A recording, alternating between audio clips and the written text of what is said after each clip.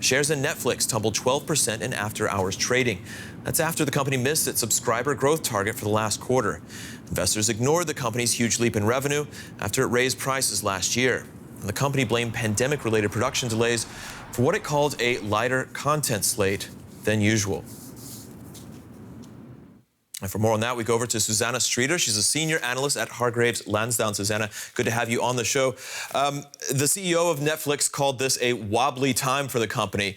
Is it about the company itself, or is it about where the market for streaming currently finds itself?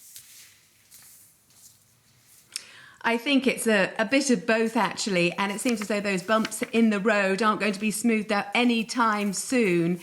Of course, subscriber growth is really the only number that matters for Netflix, and it's been crucial for its success. But of course, there are rivals snapping around its heels now, the likes of Disney, the likes of Apple, so it's become even more competitive at the same time as when restrictions are starting to ease, and so subscriber growth is expected to fall yet again next quarter. So this issue isn't going away anytime soon. To what extent can Netflix do more to attract more subscribers? It had such a massive attraction in the last year, and it seems like now it's trying to squeeze water from a stone in a way. It had most of its, perhaps, subscriber edition, rather, already behind it. I mean, what more can be done?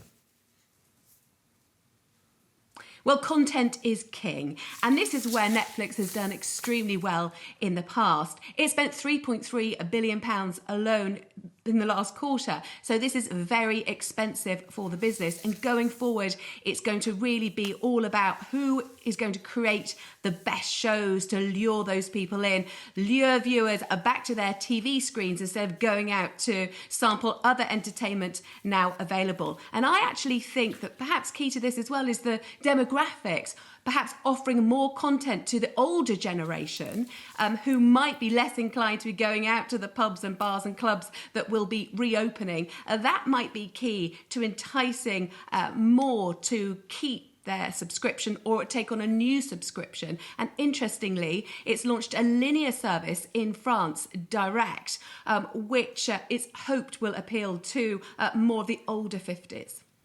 All right, Susanna Streeter with Hargreaves Lansdown. Thank you very much.